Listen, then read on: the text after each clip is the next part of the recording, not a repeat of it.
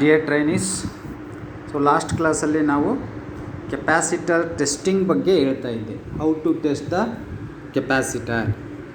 So ಅದರಲ್ಲಿ ಒಂದನೇದು ಬಂದುಬಿಟ್ಟು ಮಲ್ಟಿಮೀಟರ್ ಟೆಸ್ಟ್ ಬರುತ್ತೆ, ಶಾರ್ಟು ಮತ್ತು ಓಪನನ್ನು ಟೆಸ್ಟ್ ಮಾಡ್ತಕ್ಕಂಥದ್ದು.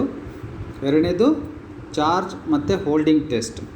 ಈ ಚಾರ್ಜ್ ಮತ್ತು ಹೋಲ್ಡಿಂಗ್ ಟೆಸ್ಟಲ್ಲಿ ಚಾರ್ಜ್ ಮಾಡಿಬಿಟ್ಟು ಆ ಚಾರ್ಜ್ ಹೋಲ್ಡ್ ಆಗ್ತಾ ಇದೆಯಲ್ಲ ಅನ್ನೋದನ್ನು ನಾವು ವೋಲ್ಟ್ ಮೀಟರಿಂದ ಟೆಸ್ಟ್ ಮಾಡ್ತಕ್ಕಂಥದ್ದು. ಬಟ್ ಇದನ್ನು ಟೆಸ್ಟ್ ಮಾಡುವಾಗ ನಾವು ಆರ್ಡಿನರಿ ವೋಲ್ಟ್ ಮೀಟರ್ನಿಂದ ಟೆಸ್ಟ್ ಮಾಡಬಾರ್ದು. ಸೊ ಆ ಒಂದು ಚಾರ್ಜ್ ಹೋಲ್ಡ್ ಆಗ್ತಾ ಇದೆಯಲ್ಲ ಅಂತ ಟೆಸ್ಟ್ ಮಾಡೋದಕ್ಕೆ ನಾವು FET ಇನ್ಪುಟ್ ವೋಲ್ಟ್ ಮೀಟರ್ ಅಂತ ಬರುತ್ತೆ. ಈ FET ಇನ್ಪುಟ್ ವೋಲ್ಟ್ ಮೀಟರ್ನಲ್ಲಿ ohm per volt meter to monitor the holding the voltage across the charged capacitor. ಯಾಕಪ್ಪ ಅಂತಂದರೆ ohm per volt meter will draws the current from the charged capacitor resulting in a early discharge of stored charge on the capacitor. So ಅದೇನು ಮಾಡುತ್ತೆ ಅಂತಂದರೆ FET type volt ಮೀಟರ್ನಲ್ಲಿ ಅಥವಾ ohm per volt ಮೀಟರ್ನಲ್ಲಿ ಆ ಕೆಪ್ಯಾಸಿಟರ್ನಲ್ಲಿರ್ತಕ್ಕಂಥ ಎಲ್ಲ ಚಾರ್ಜನ್ನು ತಾನು ಹೀರ್ಕೊಂಡ್ಬಿಟ್ಟು ಅದು ಎಷ್ಟು ವೋಲ್ಟ್ ಚಾರ್ಜ್ ಆಗಿದೆ ಅನ್ನೋದನ್ನು ಫುಲ್ ಕರೆಕ್ಟ್ ಅಕ್ಯುರೇಟಾಗಿ ತೋರಿಸುತ್ತೆ. ಸೊ ಹಾಗಾಗ್ಬಿಟ್ಟು ನಾವು ಈ ಒಂದು ಚಾರ್ಜ್ ಮತ್ತು ಹೋಲ್ಡಿಂಗ್ ಟೆಸ್ಟಲ್ಲಿ FET ಟೈಪ್ ವೋಲ್ಟ್ ಮೀಟರನ್ನು ಯೂಸ್ ಮಾಡಬೇಕು. FET volt meter have a input resistance of ಎಷ್ಟಿರುತ್ತಪ್ಪ ಅಂತಂದರೆ 6 to 10 ಮೆಗಾ ಓಮ್ ಇರುತ್ತೆ. And draws only a micro ampere of current from the full scale reflection. So full scale ರಿಫ್ಲೆಕ್ಷನ್ಗೆ FET type volt meter ಆದರೆ ತುಂಬ ಕಡಿಮೆ ಕರೆಂಟನ್ನು ತಗೊಳುತ್ತೆ. ತುಂಬ ಕರೆಂಟನ್ನು ಯಾಕೆ ತಗೊಳಪ್ಪ ಅಂತಂದರೆ ಅದರದ್ದು ಇನ್ಪುಟ್ ರೆಸಿಸ್ಟೆನ್ಸು 6 to 10 ಮೆಗಾ ಓಮ್ವರೆಗೂ ಇರೋದ್ರಿಂದ ಅದು ಕಡಿಮೆ ಕರೆಂಟನ್ನು ಒಳಗಡೆ ಇರತಕ್ಕಂಥ ಡಿಫ್ಲೆಕ್ಟಿಂಗ್ ಇನ್ಸ್ಟ್ರೂಮೆಂಟಿಗೆ ತಗೊಳುತ್ತೆ. ಹಂಗಾಗಿ ಅದು ಅಕ್ಯುರೇಟ್ ರೀಡಿಂಗನ್ನು ತೋರಿಸುತ್ತೆ. Next how to determine the value of capacitor by referring the colour code. So ನಾನು ನಿಮಗೆ ರೆಸಿಸ್ಟಾರನ್ನು ಕಲರ್ ಕೋಡನ್ನು ಯೂಸ್ ಮಾಡಿಬಿಟ್ಟು ಯಾವ ರೀತಿ ನಾವು ಅದರ ವ್ಯಾಲ್ಯೂವನ್ನು ಕ್ಯಾಲ್ಕುಲೇಷನ್ ಮಾಡೋದು ಅಂತ ಹೇಳ್ಕೊಟ್ಟಿದ್ದೆ. ಅದೇ ರೀತಿಯಾಗಿ ಕೆಪ್ಯಾಸಿಟರ್ನಲ್ಲೂ ಸಹ ಕೆಲವೊಂದು ಕೆಪ್ಯಾಸಿಟರ್ನಲ್ಲಿ ಅದ್ರಗಳ ವ್ಯಾಲ್ಯೂವನ್ನು ನಮೂದಿಸಿದ್ರಲ್ಲ, ಅದ್ರ ವ್ಯಾಲ್ಯೂವನ್ನು ಬರೆದಿರಲ್ಲ ಅಂಥ ಟೈಮಲ್ಲಿ ನಾವು ಕಲರ್ ಕೋಡಿಂಗನ್ನು ರೆಫರ್ ಮಾಡಿಬಿಟ್ಟು ವ್ಯಾಲ್ಯೂವನ್ನು ಫೈಂಡ್ ಔಟ್ ಮಾಡಬೇಕಾಗುತ್ತೆ. ಸೊ ಇಲ್ಲಿ ನಿಮಗೆ ಯಾವ ರೀತಿ ಕಲರನ್ನು ಕೊಟ್ಟಿರ್ತಾನೆ ಅಂದರೆ ಮೇಲ್ಭಾಗದಲ್ಲಿ first band, second band, third band, fourth band. So ಈಗ ಒಂದು ಎಕ್ಸಾಂಪಲ್ಲು, ಫಸ್ಟ್ ಬ್ಯಾಂಡಲ್ಲಿ ರೆಡ್ ಕಲರ್ ಇದೆ, ಸೆಕೆಂಡ್ ಬ್ಯಾಂಡಲ್ಲಿ ಗ್ರೀನ್ ಕಲರ್ ಇದೆ, ಥರ್ಡ್ ಬ್ಯಾಂಡಲ್ಲಿ ಬ್ರೌನ್ ಕಲರ್ ಇದೆ, ಫೋರ್ತ್ ಬ್ಯಾಂಡಲ್ಲಿ ಗೋಲ್ಡ್ ಕಲರ್ ಇದೆ. ಸೊ ಇದನ್ನು ನಾವು ಯಾವ ರೀತಿ ಕ್ಯಾಲ್ಕುಲೇಷನ್ ಮಾಡಬೇಕಪ್ಪ ಇದ್ರ ವ್ಯಾಲ್ಯೂ ಅಂದರೆ ಇಲ್ಲೊಂದು ಟೇಬಲನ್ನು ಕೊಟ್ಟಿದ್ದಾನೆ, ಈ ಟೇಬಲನ್ನು ರೆಫರ್ ಮಾಡಬೇಕು. ಸೊ ಫಸ್ಟ್ ಬ್ಯಾಂಡಲ್ಲಿ ಬ್ಲಾಕ್ ಇತ್ತು ಅಂತಂದರೆ 0, ಸೆಕೆಂಡ್ ಬ್ಯಾಂಡು ಮಲ್ಟಿಪ್ಲೇಯರು. ಸೊ ಅದ್ರ ವ್ಯಾಲ್ಯೂ ಎಷ್ಟು, ಅದು ಟಾಲರೆನ್ಸ್ ವ್ಯಾಲ್ಯೂ ಇಲ್ಲಿ ಕೊಟ್ಟಿರ್ತಾನೆ, ಆ ಟಾಲರೆನ್ಸನ್ನು ಹಾಕಬೇಕಾಗುತ್ತೆ. ಫಸ್ಟ್ ಬ್ಯಾಂಡಲ್ಲಿ ಬ್ರೌನ್ ಇದ್ದರೆ 1 ಅಂತ ಹಾಕಬೇಕು, ರೆಡ್ ಕಲರ್ ಇದ್ದರೆ 2 ಅಂತ ಹಾಕಬೇಕು, ಆರೆಂಜ್ ಇತ್ತು ಅಂತಂದರೆ 3, ಫಸ್ಟ್ ಡಿಜಿಟ್. ಅದೇ ಸೆಕೆಂಡು ಬ್ಯಾಂಡಲ್ಲಿ ನೀವು ರೆಫರ್ ಮಾಡಿದಾಗ ರೆಡ್ ಇತ್ತು ಅಂತಂದರೆ 10 to the power of 2, 10 to the power of 1. ಇಲ್ಲಿ ಹೆಂಗಿರುತ್ತೆ, ಇಲ್ಲಿ 1 ಅಂತ ಇದ್ದರೆ ಇಲ್ಲಿ 10, ಇಲ್ಲಿ 2 ಇದ್ದರೆ 10 to the power of 2, ಇಲ್ಲಿ 3 ಇದ್ದರೆ 10 to the power of 3, ಎಲ್ಲೋ 4 ಇದ್ದರೆ 10 to the power of 4, green 5 ಇತ್ತು ಅಂತಂದರೆ 10 to the power of 5. ಈ ಥರ ನೀವು ಸಿಗ್ನಿಫಿಕೆಂಟ್ ವ್ಯಾಲ್ಯೂವನ್ನು ಹಾಕಬೇಕಾಗುತ್ತೆ. ಸೊ ಹಾಗಾದರೆ ಈಗ ಕೆಪ್ಯಾಸಿಟರ್ ವ್ಯಾಲ್ಯೂ ಎಷ್ಟಾಗುತ್ತಪ್ಪ, ಫಸ್ಟ್ ಬ್ಯಾಂಡಲ್ಲಿ ಎಷ್ಟಿದೆ, ಫಸ್ಟ್ ಬ್ಯಾಂಡಲ್ಲಿ ರೆಡ್ಡು ಏನು ತೋರಿಸ್ತಾ ಇದೆ, ಇಲ್ಲಿ 2 ಅಂತ ತೋರಿಸ್ತಾ ಇದೆ. ಮತ್ತು ಸೆಕೆಂಡ್ ಬ್ಯಾಂಡಲ್ಲಿ ಗ್ರೀನ್ ಏನು ತೋರಿಸ್ತಾ ಇದೆ, 2 ಅಂದರೆ 2, 5 ಇಂಟು ಥರ್ಡ್ ಬ್ಯಾಂಡು ಮಲ್ಟಿಪ್ಲೇಯರ್ ಯಾವ ಕಲರ್ ಇದೆ, ಬ್ರೌನ್ ಕಲರ್ ಇದೆ. ಸೊ 25 ಇಂಟು 10 ಎಷ್ಟಾಯಿತು, 250. So that is 250 plus or minus 1% tolerance. 250 microfarad plus or minus 1% ಟಾಲರೆನ್ಸನ್ನು ನಾವು ತೊಗೋಬೇಕು. ಅದರ voltage rating 6 volt D C ಇರುತ್ತೆ. ಓಕೆ, ಈ ರೀತಿಯಾಗಿ ನಾವು ಕೆಪಾಸಿಟರ್ನ ವ್ಯಾಲ್ಯೂವನ್ನು ಈ ಟೇಬಲನ್ನು ರೆಫರ್ ಮಾಡಿಬಿಟ್ಟು ಕಂಡುಹಿಡಿಬೋದು. ಈ ಟೇಬಲನ್ನು ನೀವು ಜೆರಾಕ್ಸ್ ಮಾಡಿಸಿ ನೋಟ್ಸ್ಗೆ ಹಚ್ಬೋದು, ಇಲ್ಲ ಅಂತಂದರೆ ಸಮಯ ಇದ್ದರೆ ಬರೀಬೋದು. ನೆಕ್ಸ್ಟು ಇಲ್ಲಿ ಕೆಪಾಸಿಟರು ಯಾವ್ಯಾವ ಟೈಪ್ ಕೆಪಾಸಿಟರ್ ಇದೆ ಮತ್ತು ಅದರಲ್ಲಿ ಯಾವ ಡೈಎಲೆಕ್ಟ್ರಿಕ್ ಮೆಟೀರಿಯಲನ್ನು ಯೂಸ್ ಮಾಡಿರ್ತಾರೆ ಮತ್ತು ಅದರ ಯಾವ ರೇಟಿಂಗಲ್ಲಿ ನಿಮಗೆ ಅವೈಲೇಬಿಲಿಟಿ ಇದೆ, ಅದರದ್ದು ರೇಟೆಡ್ ವೋಲ್ಟೇಜ್ ಎಷ್ಟಿದೆ ಮತ್ತು ಎಲ್ಲಿ ಯೂಸ್ ಮಾಡ್ತಾರೆ ಅಂತಕ್ಕಂಥದ್ದನ್ನು ಕೊಟ್ಟಿದ್ದಾರೆ. ಈ ಟೇಬಲನ್ನು ರೆಫರ್ ಮಾಡಬೇಕು. First type paper type capacitor ಅಂತ ಕೊಟ್ಟಿದ್ದೇನೆ. ಆ ಪೇಪರಲ್ಲಿ ಮತ್ತೆ ಸಬ್ ಟೈಪ್ ಇದೆ, ಫಾಯಿಲ್ ಟೈಪು ಮತ್ತು ಮೆಟಲಾಯ್ಸ್ಡ್ ಟೈಪ್ ಅಂತ. ಅದರಲ್ಲಿ ಬಳಸ್ತಕ್ಕಂಥದ್ದು dielectric material impregnated special kraft paper ಮತ್ತು special tissue paper. Dielectric material ಅಂದರೆ 2 ಪ್ಲೇಟ್ಗಳ ಮಧ್ಯೆ ಬಳಸ್ತಕ್ಕಂಥ ಪೇಪರನ್ನು ಡೈಎಲೆಕ್ಟ್ರಿಕ್ ಮೆಟೀರಿಯಲ್ ಅಂತ ಕರೀತಾರೆ. ಕನ್ಸ್ಟ್ರಕ್ಷನ್ ಯಾವ ಥರ ಇರುತ್ತೆ? ರೋಲ್ಡ್ ಫಾಯಿಲ್ ಅಂದರೆ ತೆಳುವಾದ ಶೀಟನ್ನು ಸುತ್ತಿರ್ತಾರೆ, ಮಧ್ಯಭಾಗದಲ್ಲಿ ಡೈಎಲೆಕ್ಟ್ರಿಕ್ ಮೆಟೀರಿಯಲ್ ಇರುತ್ತೆ. ಕೆಪಾಸಿಟಿ ಅವೈಲೇಬಲ್ ಕೆಪಾಸಿಟೆನ್ಸ್ ಬಂದ್ಬಿಟ್ಟು 0.001 to 1 ಮೈಕ್ರೋಫ್ಯಾರಡು. ಇದ್ರದ್ದು ರೇಟೆಡ್ ವೋಲ್ಟೇಜ್ ಬಂದ್ಬಿಟ್ಟು 200ನಿಂದ 1600 voltage D C. This is the rated voltage of paper capacitor. ಹಾಗಾದರೆ ಇದನ್ನು ಎಲ್ಲಿ ಬಳಸ್ತಾರೆ? Motor, starting and motor. ಈಗ ಎಕ್ಸಾಂಪಲು ನಿಮ್ಮದು ಸೀಲಿಂಗ್ ಫ್ಯಾನ್ ಇದೆ.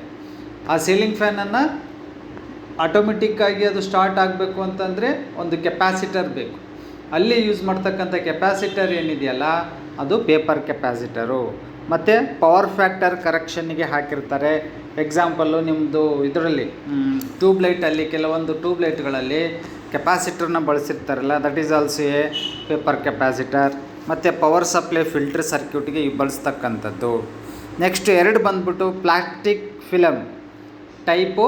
ಪ್ಲಾಸ್ಟಿಕ್ ಫಿಲಮ್ ಇದರಲ್ಲಿ ಮತ್ತೆ ಮೇಯ್ನ್ ಸಬ್ ಇದು ಬರುತ್ತೆ, ಕ್ಲಾಸಿಫಿಕೇಷನ್ ಬರುತ್ತೆ. ಅದರಲ್ಲೂ ಸಹ ಫಾಯಿಲ್ ಟೈಪು ಮತ್ತು ಮೆಟಲೈಸ್ಡ್ ಟೈಪ್ 2 ಟೈಪ್ ಇದ್ದಾವೆ. ಅದರಲ್ಲಿ ಮತ್ತೆ ಡೈಎಲೆಕ್ಟ್ರಿಕ್ಕನ್ನು ಯೂಸ್ ಮಾಡ್ತಾರಲ್ಲ, ಅದು ಡಿಫ್ರೆಂಟ್ ಡೈಎಲೆಕ್ಟ್ರಿಕ್ ಮೆಟೀರಿಯಲ್ ಇರುತ್ತೆ. ಯಾವ್ದಾವ್ದು ಬಳಸ್ತಾರೆ? ಪಾಲಿಸ್ಟರಿನ್ ಬಳಸ್ತಾರೆ, polyester Mylar capacitor, ಪಾಲಿಪ್ರೊಫೈಲಿನು, ಪಾಲಿಕಾರ್ಬೊನೇಟು, ಮೆಟಲೈಸ್ಡ್ ಪ್ರೊಫೈಲಿನು, ಮೆಟಲೈಸ್ಡ್ ಪಾಲಿಸ್ಟರು, polyester ಸಿರೋಲ್ flux, ಇವೆಲ್ಲವೂ ಇಲ್ಲಿ ಬಳಸ್ತಕ್ಕಂಥ ಡೈಎಲೆಕ್ಟ್ರಿಕ್ ಮೆಟೀರಿಯಲ್. ಕನ್ಸ್ಟ್ರಕ್ಷನ್ ಹೆಂಗಿರುತ್ತೆ ಇದ್ರದ್ದು? ರೋಲ್ಡ್ ಫಾಯಿಲ್ ಅಂದರೆ ಇದನ್ನೂ ಸಹ ಸುರುಳಿ ಸುತ್ತಿಡುತ್ತಾರೆ. ಇದ್ರದ್ದು ಅವೈಲೇಬಲ್ ಕೆಪಾಸಿಟಿ ಬಂದ್ಬಿಟ್ಟು 0.001 ಮೈಕ್ರೋಫ್ಯಾರಡಿಂದ 1 ಮೈಕ್ರೋಫ್ಯಾರಡು. ಯಾವುದು? ಪಾಲಿಸ್ಟರಿನು. ಪಾಲಿಸ್ಟರ್ ಮೈಲಾರ್ ಕೆಪಾಸಿಟರ್ ಆದರೆ 0.001ನಿಂದ 1 ಮೈಕ್ರೋಫ್ಯಾರಡು. ಪಾಲಿಪ್ರೊಫೈಲಿನ್ ಆದರೆ 0.001ನಿಂದ 0.45 ಮೈಕ್ರೋಫ್ಯಾರಡು. ಪಾಲಿಕಾರ್ಬೊನೇಟ್ ಆದರೆ 0.01ನಿಂದ 18 ಮೈಕ್ರೋಫ್ಯಾರಡು. ಮೆಟಲೈಸ್ಡ್ ಪಾಲಿಸ್ಟರ್ ಆದರೆ 4 to 60 ಮೈಕ್ರೋಫ್ಯಾರಡು. ಸೊ ಈ ರೀತಿಯಾಗಿ ಇದು ಅವೈಲೇಬಿಲಿಟಿ ಇದೆ. ರೇಟೆಡ್ ವೋಲ್ಟೇಜ್ ಬಂದ್ಬಿಟ್ಟು ಪಾಲಿಸ್ಟರ್ ಕೆಪಾಸಿಟರು 100ನಿಂದ 200 ವೋಲ್ಟು. ಪಾಲಿಸ್ಟರ್ ಮೈಲಾರ್ ಕೆಪಾಸಿಟರ್ ಆದರೆ 100ಇಂದ 600 ವೋಲ್ಟು. ಪಾಲಿಪ್ರೊಫೈಲಿನ್ ಕೆಪಾಸಿಟರ್ ಆದರೆ 400ಇಂದ 1600. ಮೆಟಾಲೈಸ್ಡ್ ಪ್ರೊಫೈಲಿನ್ ಕೆಪಾಸಿಟರ್ ಆದರೆ 400 to 400 ವೋಲ್ಟೇಜು. ಇವನ್ನು ಎಲ್ಲಿ ಬಳಸ್ತಾರೆ ಅಂತಕ್ಕಂಥದ್ದು? ಪಾಲಿಸ್ಟರ್ ಕೆಪಾಸಿಟರ್ ಆದರೆ ಜನರಲ್ ಪರ್ಪಸ್ಸು ಮತ್ತು ಹೈ ಸ್ಟೆಬಿಲಿಟಿಗೆ ಬಳಸ್ತಾರೆ. ಪಾಲಿಸ್ಟರ್ ಮೈಲಾರ್ ಕೆಪಾಸಿಟರು ಜನರಲ್ ಪರ್ಪಸ್ಸಿಗೆ ಬಳಸ್ತಾರೆ. ಪಾಲಿಪ್ರೊಫೈಲಿನ್ ಆದರೆ RF ಸರ್ಕ್ಯೂಟ್ನಲ್ಲಿ ಬಳಸ್ತಾರೆ. ಮೆಟಲೈಸ್ಡ್ ಪಾಲಿಪ್ರೊಫೈಲಿನ್ ಆದರೆ AC ಮೋಟ್ರ್ನಲ್ಲಿ ಬಳಸ್ತಾರೆ. ಮತ್ತು ಮೆಟಾಲೈಸ್ಡ್ ಪಾಲಿಸ್ಟರ್ ಕೆಪಾಸಿಟರ್ ಆದರೆ ಕಪ್ಲಿಂಗ್ ಮತ್ತು RF ಫಿಲ್ಟರ್. ಸೊ ಈ ರೀತಿಯಾಗಿ ಈ ಟೇಬಲನ್ನು ಕೊಟ್ಟಿದ್ದಾರೆ. ಇದರ ರೆಫರ್ ಮಾಡಿ. ನಿಮಗೇನಾದರೂ ಗೊತ್ತಾಗಲಿಲ್ಲ ಅಂದರೆ ಫೋನ್ ಮಾಡಿ, ಕಾಂಟ್ಯಾಕ್ಟ್ ಮಾಡಿ, ಆನ್ಸರ್ ಮಾಡ್ತೀವಿ. Okay. Next construction of different types of ಕೆಪಾಸಿಟರನ್ನು ನಾವು ನೋಡಿದ್ದೀವಿ. ಅವುಗಳ ಚಿತ್ರ ಹೆಂಗಿರುತ್ತೆ ಅನ್ನೋದನ್ನು ಈ ಒಂದು ಲೀಸ್ಟಲ್ಲಿ ಕೊಟ್ಟಿದ್ದಾನೆ. ಇದನ್ನು ಸರಿಯಾಗಿ ಗಮನಿಸಬೇಕು. ನೀವು ಇದು ಬರೆಯೋಕ್ಕಾದರೆ ಓಕೆ, ಇಲ್ಲ ಅಂತಂದರೆ ಜೆರಾಕ್ಸ್ ತೊಗೊಂಡ್ಬಿಟ್ಟು ನೋಟ್ಸಿಗೆ ಅಂಟಿಸ್ಬೇಕು.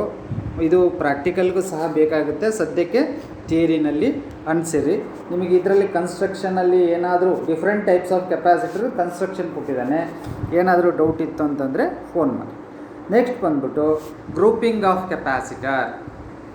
ನಾವು ಹೆಂಗೆ ರೆಸಿಸ್ಟಾರನ್ನು ಸೀರೀಸ್ ಮತ್ತು ಪ್ಯಾರಲಲ್ ಮತ್ತು ಸೀರೀಸ್ ಪ್ಯಾರಲಲ್ ಕಾಂಬಿನೇಷನನ್ನು ಕನೆಕ್ಷನ್ ಮಾಡ್ತೇವೋ ಅದೇ ರೀತಿಯಾಗಿ ಕೆಪಾಸಿಟ್ರನ್ನು ಸಹ ಗ್ರೂಪಿಂಗ್ ಮಾಡ್ತೀವಿ. ಯಾಕಪ್ಪ ಗ್ರೂಪಿಂಗ್ ಮಾಡಬೇಕು ಅಂತಂದರೆ, in certain instances we may not be able to get a required value of capacitance and required voltage rating.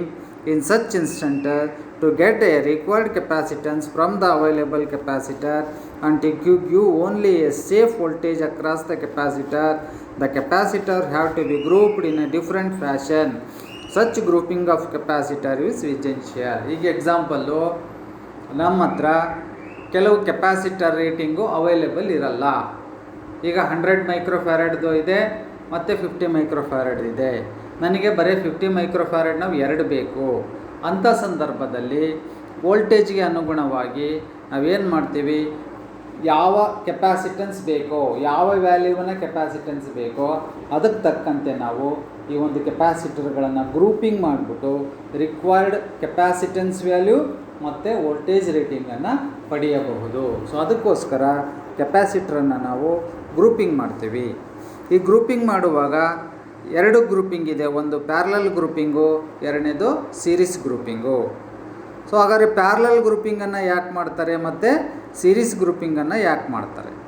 Parallel ಗ್ರೂಪಿಂಗನ್ನು ಮಾಡುವಾಗ 2 ಕಂಡೀಷನ್ ಇದೆ. ಒಂದು, voltage rating of capacitor should be higher then the supply voltage.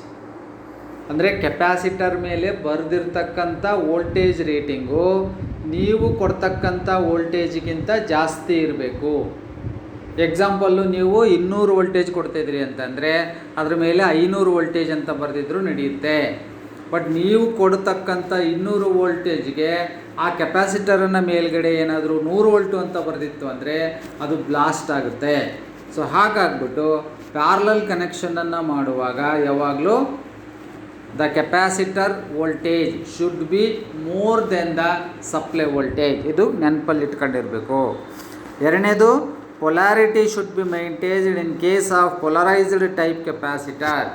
ನೀವೇನಾದರೂ electrolytic ಕೆಪಾಸಿಟರನ್ನು ಏನಾದರೂ use ಮಾಡ್ತಿದ್ದೀರಿ ಅಂತಂದರೆ ಅದರ ಮೇಲ್ಗಡೆ ಪೊಲಾರಿಟಿಯನ್ನು ಬರೆದಿರ್ತಾರೆ, positive ಮತ್ತು ನೆಗೆಟಿವ್ ಅಂತ. ಆ ಪಾಸಿಟಿವ್ಗೆ ಪಾಸಿಟಿವ್ ಸಪ್ಲೈಯನ್ನು ಕೊಡಬೇಕು, ನೆಗೆಟಿವ್ಗೆ ನೆಗೆಟಿವನ್ನೇ ಕೊಡಬೇಕು. ಉಲ್ಟಾ ಕೊಟ್ರಿ ಅಂತ ಅಂದರೆ ಕೆಪಾಸಿಟರು ಬ್ಲಾಸ್ಟ್ ಆಗುತ್ತೆ. ಸೊ ಇವೆರಡು ಕಂಡೀಷನನ್ನು ಗಮನದಲ್ಲಿಟ್ಟುಕೊಂಡು ನಾವು ಪ್ಯಾರಲಲ್ ಕನೆಕ್ಷನನ್ನು ಮಾಡಬೇಕಾಗತ್ತೆ. ಹಾಗಾದರೆ ಪ್ಯಾರಲಲ್ ಕನೆಕ್ಷನನ್ನು ಯಾಕೆ ಮಾಡಬೇಕು? Capacitors are connected in parallel to achieve a higher capacitance than what available in 1 unit. Example, ನಮ್ಮ ಹತ್ರ 100 ಮೈಕ್ರೋಫ್ಯಾರಡ್ದು 3 ಕೆಪಾಸಿಟರ್ ಇದೆ. ನಮಗೆ ಬೇಕಾಗಿರೋದು 300 ಮೈಕ್ರೋಫ್ಯಾರಡ್ ಬೇಕು. ಅಂಥ ಟೈಮಲ್ಲಿ 100 ಮೈಕ್ರೋಫ್ಯಾರಡಿನ 3 ಕೆಪಾಸಿಟರ್ಗಳನ್ನು ಪ್ಯಾರಲಲ್ಲಾಗಿ ಜೋಡಿಸುವುದರ ಮೂಲಕ 300 ಮೈಕ್ರೋಫ್ಯಾರಡ್ ಕೆಪಾಸಿಟರನ್ನು ನಾವು ಬಳಸ್ದಂಗಾಗತ್ತೆ. ಸೊ ರಿಕ್ವೈರ್ಡ್ ವ್ಯಾಲ್ಯೂಗಿಂತ ಜಾಸ್ತಿ ಕೆಪಾಸಿಟೆನ್ಸು ನಮ್ಗೆ ಬೇಕು ಅಂತಂದರೆ ನಾವು ಪ್ಯಾರಲಲ್ ಗ್ರೂಪಿಂಗನ್ನು ಮಾಡಬೇಕಾಗುತ್ತೆ. So parallel grouping of capacitors are shown in the figure. ಇಲ್ಲಿದೆ ನಿಮಗೆ, ಈ ರೀತಿಯಾಗಿ ಪ್ಯಾರಲಲ್ ಗ್ರೂಪಿಂಗ್ ಮಾಡ್ತಾರೆ. This is the connection of parallel grouping. So total capacitance in parallel grouping is the sum of individual capacitance value. ಈ example, C1 is equal to 50 microfarad ಇದೆ, C2 50 microfarad ಇದೆ, C3 50 microfarad ಇದೆ. Total capacitance ಎಷ್ಟಾಗುತ್ತಪ್ಪ ಅಂತಂದರೆ, it is the sum of total capacitance is a sum of individual capacitance value, that is CT. Total capacitance C is equal to C1 plus C2 plus C3. ಎಷ್ಟಾಗುತ್ತೆ ಹಂಗಾರೆ? 50 ಸೇರಿಸಿದರೆ 150 microfarad ಆಗುತ್ತೆ.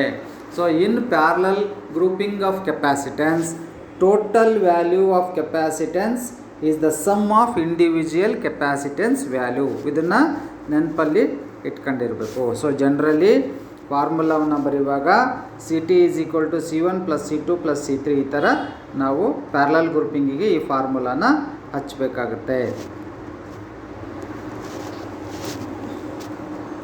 Capacitor in parallel, the equivalent capacitance is equal to sum of the value of capacitance in.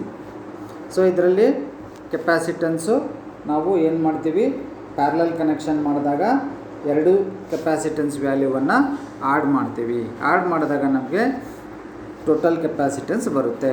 The total voltage applied to the parallel grouping must not be exceed the lowest break down voltage for all capacitance in the parallel grouping. ಈ example ನೀವು ವೋಲ್ಟೇಜನ್ನು ಎಷ್ಟು apply ಮಾಡಬೇಕಪ್ಪ. ಈ example ಇಲ್ಲಿ 50 microfarad ಅಂತ ಹೇಳಿದೆ. ಒಂದು 100 ವೋಲ್ಟ್ ಇದೆ, ಇನ್ನೊಂದು 50 ಮೈಕ್ರೋಫ್ಯಾರಡ್ 50 ವೋಲ್ಟ್ ಇದೆ, ಇನ್ನೊಂದು 50 ಮೈಕ್ರೋಫ್ಯಾರಡು 70 ವೋಲ್ಟ್ ಇದೆ. ಸೊ ಅವಾಗ ಏನು ಮಾಡಬೇಕು, ಕಡಿಮೆ ವೋಲ್ಟೇಜಿನ ವ್ಯಾಲ್ಯೂ ಏನಿದೆಯಲ್ಲ ಅಷ್ಟು ಅದಕ್ಕಿಂತಲೂ ಕಡಿಮೆ ವೋಲ್ಟೇಜನ್ನು ಅಪ್ಲೈ ಮಾಡಬೇಕು. ಕಡಿಮೆ ಅಂದರೆ ಎಷ್ಟು ಕೊಟ್ಟಿದ್ದೀವಿ ನಾವು ಇವಾಗ, ಎಷ್ಟು ಕೆಪಾಸಿಟರ್ ಮೇಲ್ಗಡೆ ಒಂದು 50 ಮೈಕ್ರೋಫ್ಯಾರಡು 100 ವೋಲ್ಟ್ ಇದೆ, ಇನ್ನೊಂದು 50 ಮೈಕ್ರೋಫ್ಯಾರಡು 50 ವೋಲ್ಟ್ ಇದೆ, ಮೂರನೇದು 50 ಮೈಕ್ರೋಫ್ಯಾರಡು 70 ವೋಲ್ಟ್ ಇದೆ. ಹಾಗಾದರೆ ನಾವು ಎಷ್ಟು ವೋಲ್ಟೇಜನ್ನು ಕೊಡಬೇಕು, ಅತಿ ಕಡಿಮೆ ನಮೂದನೆ ಆಗಿರ್ತಕ್ಕಂಥ ಈ ಯಾವ ಕೆಪಾಸಿಟರ್ ಮೇಲ್ಗಡೆ ಕಡಿಮೆ ವೋಲ್ಟೇಜ್ ಇದೆಯೋ ಅದಕ್ಕಿಂತಲೂ ಕಡಿಮೆ ವೋಲ್ಟೇಜನ್ನು ನಾವು ಪ್ಯಾರಲಲ್ ಕನೆಕ್ಷನ್ನಲ್ಲಿ ಕೊಡಬೇಕಾಗುತ್ತೆ. ಈ ಎಕ್ಸಾಂಪಲ್ ಇಲ್ಲೊಂದಿದೆ.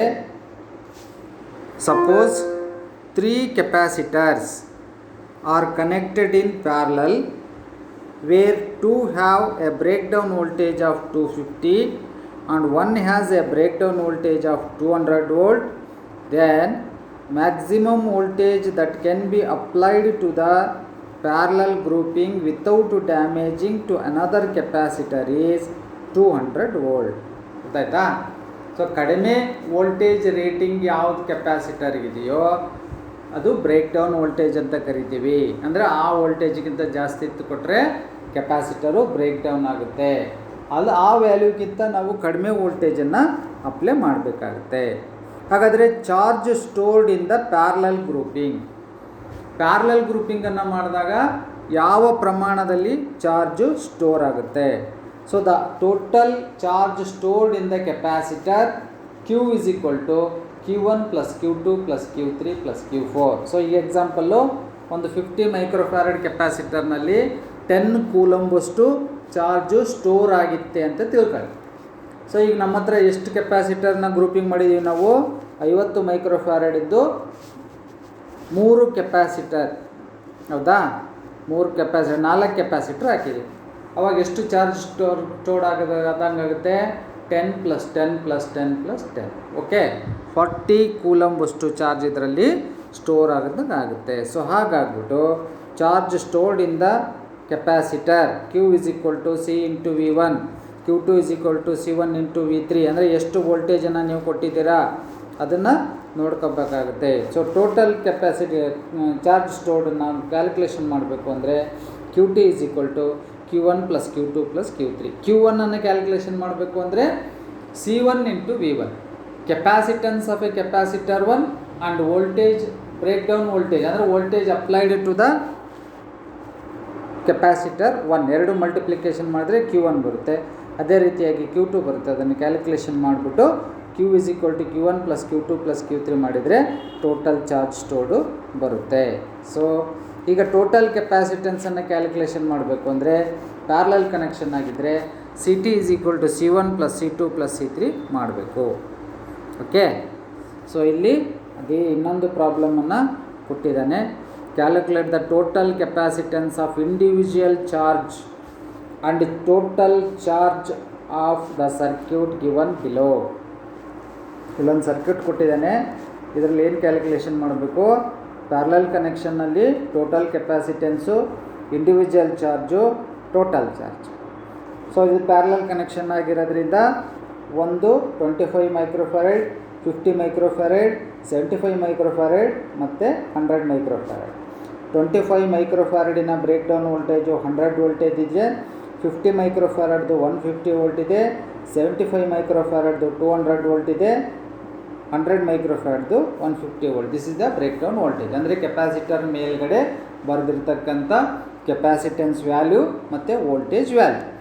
ಈಗ ಟೋಟಲ್ ಕೆಪಾಸಿಟೆನ್ಸನ್ನು ಕ್ಯಾಲ್ಕುಲೇಷನ್ ಮಾಡಬೇಕು ಅಂದರೆ CT is equal to C1 plus C2 plus C3 plus C4.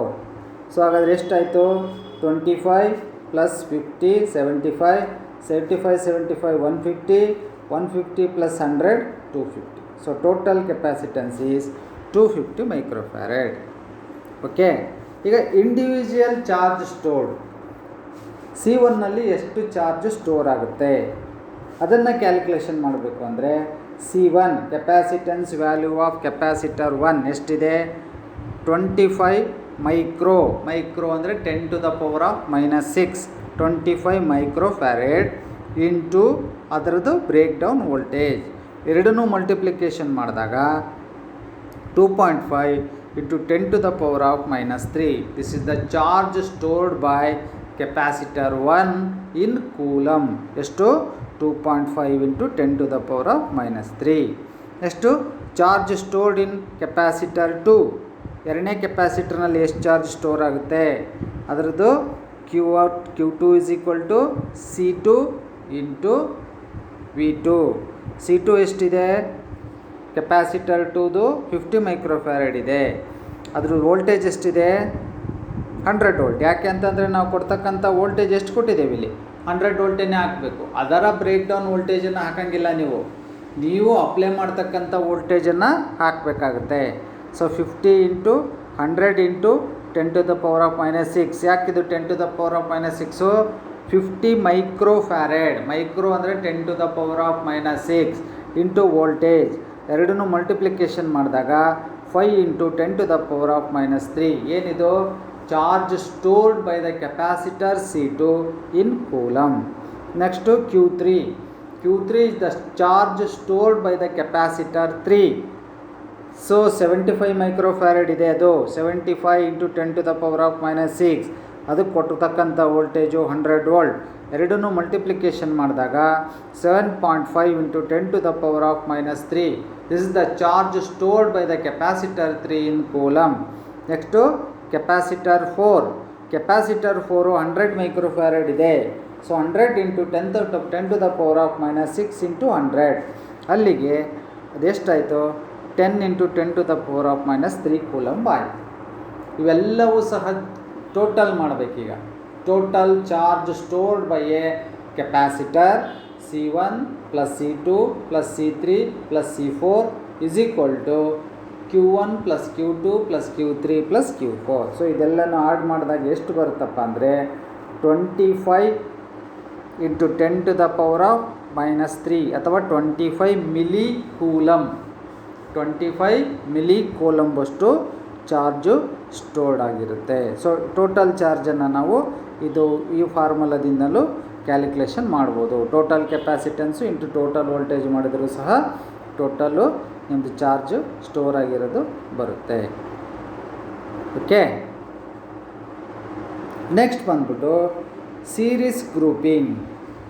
ಯಾಕಪ್ಪ ಸೀರೀಸ್ ಗ್ರೂಪಿಂಗ್ ಮಾಡಬೇಕು? ಈಗ ಪ್ಯಾರಲಲ್ ಗ್ರೂಪಿಂಗ್ ಯಾಕೆ ಮಾಡಬೇಕು ಅಂತಂದರೆ ನಮಗೆ ರಿಕ್ವೈರ್ಡ್ ವ್ಯಾಲ್ಯೂಗಿಂತ ಜಾಸ್ತಿ ಕೆಪಾಸಿಟೆನ್ಸ್ ಬೇಕು ಅಂತಂದರೆ ನಾವು ಪ್ಯಾರಲಲ್ ಗ್ರೂಪಿಂಗನ್ನು ಮಾಡಬೇಕಾಗುತ್ತೆ. ಹಾಗಾದ್ರೆ ಸೀರೀಸ್ ಗ್ರೂಪಿಂಗ್ ಯಾಕೆ ಬೇಕು? The necessity of a grouping the capacitor in series is to reduce the total capacitance value in the circuit.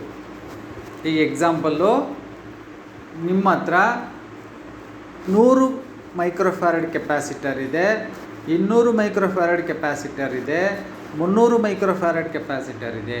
But ನನಗೆ ಕಡಿಮೆ ವ್ಯಾಲ್ಯೂ ಬೇಕು. ಎಷ್ಟು ಬೇಕು? ಒಂದು 50ನೋ 60ನೋ ಬೇಕು. ಅಂಥ ಸಂದರ್ಭದಲ್ಲಿ ವ್ಯಾಲ್ಯೂ ನಮಗೆ ಕಮ್ಮಿ ಬೇಕು ಅಂತಂದರೆ ಕೆಪಾಸಿಟರನ್ನು ಸೀರೀಸ್ ಗ್ರೂಪಿಂಗ್ ಮಾಡಬೇಕು. ಸೀರೀಸ್ ಗ್ರೂಪಿಂಗ್ ಮಾಡಿದಾಗ ಕೆಪಾಸಿಟೆನ್ಸ್ ವ್ಯಾಲ್ಯೂ ಕಡಿಮೆ ಆಗುತ್ತೆ. ಸೊ ಅದಕ್ಕೋಸ್ಕರ the series grouping is used to reduce the total capacitance value in the circuit. ಇನ್ನೊಂದು ಅನದರ್ ರೀಸನ್ ಏನಪ್ಪ ಅಂತಂದರೆ, another reason is that 2 or more capacitors in series can withstand a higher potential difference than an individual capacitor can. ಅಥವಾ 2-3 ಕೆಪಾಸಿಟರ್ಗಳನ್ನು ನೀವು series grouping ಮಾಡಿದಾಗ which can carry A more voltage, ಜಾಸ್ತಿ ವೋಲ್ಟೇಜನ್ನು withstand ಮಾಡ್ತಕ್ಕಂಥ capacity ಅದಕ್ಕೆ ಬರುತ್ತೆ. So ಹಾಗಾಗ್ಬಿಟ್ಟು ನಾವು series ಗ್ರೂಪಿಂಗನ್ನು ಕೆಲವೊಂದು ಸಂದರ್ಭದಲ್ಲಿ ಮಾಡಬೇಕಾಗುತ್ತೆ. But the voltage drop across the each capacitor depend upon the individual capacitance value. So ಹಾಗಾದರೆ ಪ್ಯಾರಲಲ್ ಗ್ರೂಪಿಂಗಲ್ಲಿರುವಂತೆ ಸೀರೀಸ್ ಗ್ರೂಪಿಂಗಲ್ಲೂ ಸಹ ಕೆಲವೊಂದು ಕಂಡೀಷನ್ ಇದೆ. ಏನು condition? If different voltage rating capacitor have to be connected in series, take care to see that voltage drop across the each capacitor is less than the voltage rating. ಬೇರೆ voltage rating ಇರ್ತಕ್ಕಂಥ ಕೆಪಾಸಿಟರ್ಗಳನ್ನು ನೀವು ಸೀರೀಸಾಗಿ connection ಮಾಡುವಾಗ ಏನು care ತೊಗೋಬೇಕಪ್ಪ ಅಂತಂದರೆ, voltage drop across the each capacitor, ಪ್ರತಿಯೊಂದು ಕೆಪಾಸಿಟರಲ್ಲಿ drop ಆಗ್ತಕ್ಕಂಥ voltage ಏನಾಗಿರಬೇಕು? Less than it's voltage rating, ಅದರ ವೋಲ್ಟೇಜ್ ರೇಟಿಂಗಿಗಿಂತಲೂ ಸಹ ಕಡಿಮೆ ಆಗಿರಬೇಕು. This is the first condition. Second condition, polarity should be maintained in case of polarised capacitor. Polarised capacitor ಅಂತಂದರೆ electrolytic capacitor ಬರುತ್ತೆ. ಆ ಎಲೆಕ್ಟ್ರೋಲಿಟಿಕ್ ಕೆಪಾಸಿಟರನ್ನು ನೀವು ಏನಾದರೂ ಯೂಸ್ ಮಾಡಿದ್ರಿ ಅಂದರೆ ಪೊಲಾರಿಟಿಯನ್ನು ಗಮನವಿಟ್ಟು ಕನೆಕ್ಷನನ್ನು ಮಾಡಬೇಕಾಗತ್ತೆ. ಸೊ ಈ ರೀತಿಯಾಗಿ ನಾವು ಸೀರೀಸ್ ಗ್ರೂಪಿಂಗನ್ನು ಮಾಡ್ತೀವಿ. ಹೆಂಗಿದು? ಫಸ್ಟು ನೆಗೆಟಿವ್ ಇದೆ, positive of a one capacitor is connected to the negative of the second capacitor. Positive terminal of a second capacitor is connected to the negative terminal of the capacitor 3. Positive terminal of the capacitor 3 is connected to the negative terminal of the capacitor 4. and positive terminal of a final capacitor is positive terminal of the battery, and negative terminal of the first capacitor is connected to the negative terminal of the battery.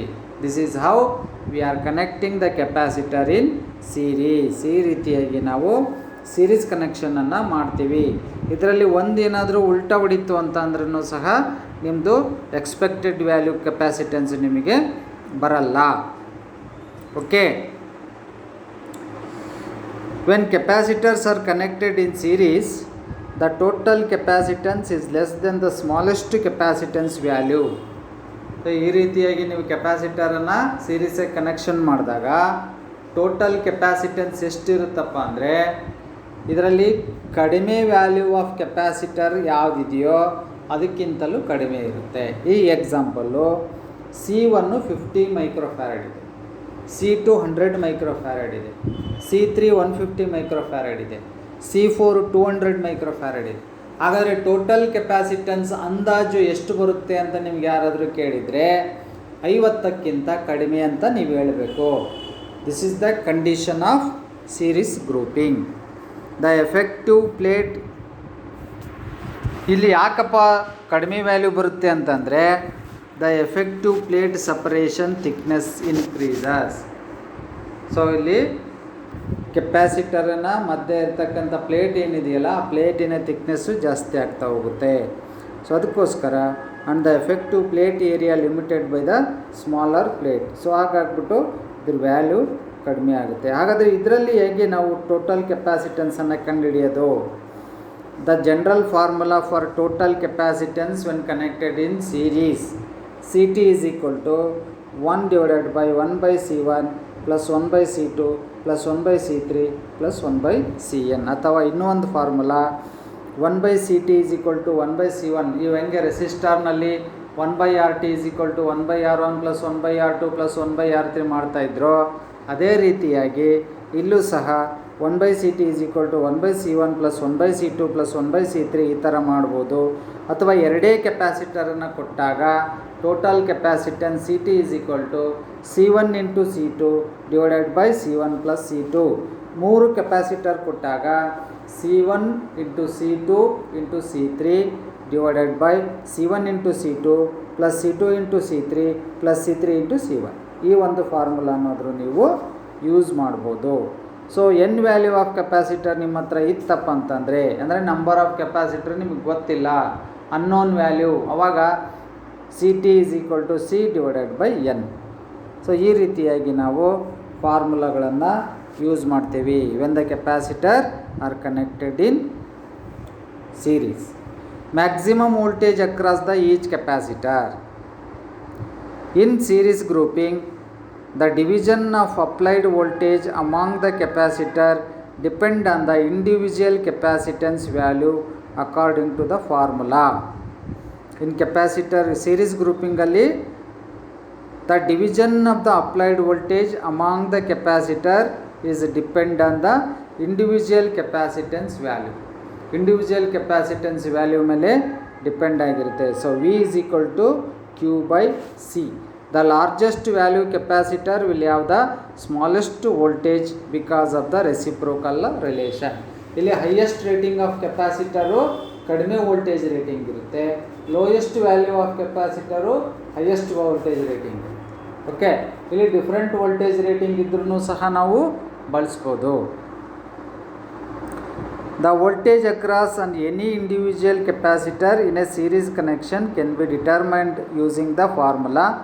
So individually ಎಷ್ಟು voltage ಇರುತ್ತೆ ಅನ್ನೋದನ್ನು calculation ಮಾಡಬೇಕು ಅಂದರೆ Vx is equal to C1 divided by Ct divided by Cx into Vc. So Vx ಅಂದರೆ individual voltage of the capacitor, Cx ಅಂದರೆ individual capacitance of a capacitor, Vs ಅಂದರೆ supply voltage. ಈ ಫಾರ್ಮುಲನ್ನು ಸಹ use ಮಾಡ್ಬೋದು.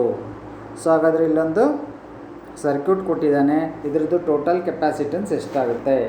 So 3 capacitors of 0.1 microfarad, 0.5 microfarad, 0.2 microfarad, ಒಂದು 15 volt, ಒಂದು 15 volt, ಎರಡು 10 volt.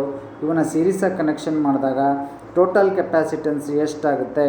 Total ಕೆಪಾಸಿಟೆನ್ಸನ್ನು ನೀವು 1/CT is equal to 1/C1 plus 1/C2 plus 1/C3 ಇದನ್ನಾದರೂ ಫಾರ್ಮುಲಾ ಯೂಸ್ ಮಾಡ್ಬೋದು. ಇಲ್ಲ ಅಂದರೆ ಇದನ್ನು CT is equal to C1 into C2 plus into C3 divided by C1 plus C2 plus C2 into C3 plus C3 into C1 ಇದನ್ನಾದರೂ ಸಹ ಫಾರ್ಮುಲಾನ use ಮಾಡಿಬಿಟ್ಟು calculation ಮಾಡಿದಾಗ ಈ ಒಂದು 1/CT CUT is equal to 1/C1, C1 ಅಂದರೆ 0.1, C2 ಅಂದರೆ 0.5, CT ಅಂದರೆ 0.2. This is ಏನಿದು microfarad. So ಇದರಲ್ಲಿ ಏನು ಮಾಡಿದ್ದೀವಿ ನಾವು LCM ತೆಗೆದುಬಿಟ್ಟು, ಸೊ ಒಂದು common factor 1 is a LCM ಎಲ್ಲದಕ್ಕೂ. ಯಾಕೆ ಅಂತಂದರೆ ಇಲ್ಲಿ 1 LCM ತೆಗೆದಾಗ 1/CT is equal to 17 divided by 1, ಅಲ್ಲಿಗೆ total capacitance is equal to 0.0588 microfarad ಆಗುತ್ತೆ. Voltage V1 is equal to CT divided by 1 C1 into Vs supply voltage. ಅದು ಮಾಡಿದಾಗ 14.7 ಅಂತ ಬರುತ್ತೆ. V2 is equal to 2.94 ಬರುತ್ತೆ. V3 is equal to 7.34 ಬರುತ್ತೆ. So ಈ ರೀತಿಯಾಗಿ ನಾವು ಫಾರ್ಮುಲಾನ ಯೂಸ್ ಮಾಡಿಬಿಟ್ಟು ಸೀರೀಸ್ ಮತ್ತು ಪ್ಯಾರಲಲ್ ಗ್ರೂಪಿಂಗನ್ನು ಮಾಡ್ತೀವಿ. ಹಾಗಾದರೆ charge stored in the series grouping, charge stored in the series ಗ್ರೂಪಿಂಗನ್ನು ಕ್ಯಾಲ್ಕುಲೇಷನ್ ಮಾಡಬೇಕು ಅಂತಂದರೆ Q is equal to IT ಮಾಡಬೇಕು. ಇದು ನಿಮಗೆ ಗೊತ್ತಿದ್ದಂಗೆ ಸೀರೀಸ್ ಕನೆಕ್ಷನ್ನಲ್ಲಿ ಕರೆಂಟು ಸೇಮ್ ಇರುತ್ತೆ.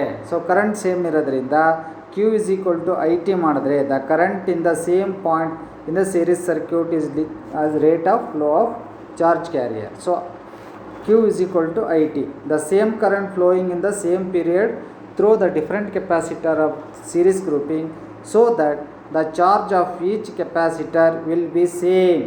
ಅಂದರೆ Q1ನಲ್ಲಿ ಎಷ್ಟು ಚಾರ್ಜ್ ಸ್ಟೋರ್ ಆಗುತ್ತೆ, Q2ನಲ್ಲಿ ಎಷ್ಟಾಗುತ್ತೆ, Q3ನಲ್ಲಿ ಅಷ್ಟಾಗುತ್ತೆ, Q4ಅಲ್ಲೂ ಅಷ್ಟೇ ಆಗುತ್ತೆ.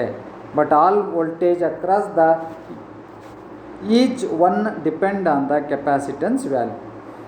ವೋಲ್ಟೇಜ್ ಎಷ್ಟು ಇದ್ರ ಮೇಲೆ ಡಿಪೆಂಡ್ ಆಗಿರುತ್ತೆ, ಕೆಪಾಸಿಟೆನ್ಸ್ ವ್ಯಾಲ್ಯೂ ಮೇಲೆ ಡಿಪೆಂಡ್ ಆಗಿರುತ್ತೆ. ಸೊ ಇಲ್ಲಿ ಚಾರ್ಜ್ ಸ್ಟೋರ್ಡನ್ನು ಈ ಒಂದು ಫಾರ್ಮುಲನ್ನು ಯೂಸ್ ಮಾಡಿಬಿಟ್ಟು ನಾವು ಕ್ಯಾಲ್ಕುಲೇಷನ್ ಮಾಡ್ಬೋದು. So Q is equal to I into T. I ಅಂತಂದರೆ current flowing through the capacitor, T ಅಂತಂದರೆ time during which the current will flow. ಎರಡನ್ನು ಮಲ್ಟಿಪ್ಲಿಕೇಶನ್ ಮಾಡಿದರೆ ನಿಮಗೆ ಚಾರ್ಜ್ ಸ್ಟೋರ್ಡ್ ಬರುತ್ತೆ. ಒಂದೇ ಕೆಪಾಸಿಟರ್ದು ಚಾರ್ಜನ್ನು ನೀವು ಕ್ಯಾಲ್ಕುಲೇಷನ್ ಮಾಡಿದರೆ ಎಲ್ಲದರಲ್ಲೂ ಸಹ ಸೇಮ್ ಇರುತ್ತೆ. ಯಾಕೆ ಅಂತಂದರೆ ಎಲ್ಲದಕ್ಕೂ ಈಕ್ವಲ್ ಕರೆಂಟ್ ಕೊಟ್ಟಿರ್ತೀವಿ, ಇಲ್ಲ ಈಕ್ವಲ್ ಟೈಮಿಂಗ್ಸಲ್ಲಿ ಕೊಟ್ಟಿರೋದ್ರಿಂದ ಚಾರ್ಜ್ ಸ್ಟೋರ್ಡು ಈಕ್ವಲ್ ಆಗಿ. ಓಕೆ, ಸೊ ಇವತ್ತಿಗೆ ನಿಮ್ಮದು ಈ ಕೆಪಾಸಿಟರು ಮತ್ತು ಮ್ಯಾಗ್ನೆಟಿಸಮ್ ಚಾಪ್ಟರು ಮುಗಿಯುತ್ತೆ. Next chapter AC circuit so ಇದರಲ್ಲಿ ನಿಮಗೆ ನೋಟ್ಸನ್ನು ಸಹ PDF ಅಲ್ಲಿ ಹಾಕಿದ್ದೀನಿ. ಆ ಕೆಪಾಸಿಟರ್ದು ಚಿತ್ರ ನಿಮಗೆ ಸಾಧ್ಯ ಆದರೆ ಬರೆದು ಪೇಸ್ಟ್ ಮಾಡಿ, ಇಲ್ಲ ಅಂತಂದರೆ ಜೆರಾಕ್ಸನ್ನು ತೊಗೊಂಡ್ಬಿಟ್ಟು ನೋಟ್ಸಿಗೆ ಪೇಸ್ಟ್ ಮಾಡಿ.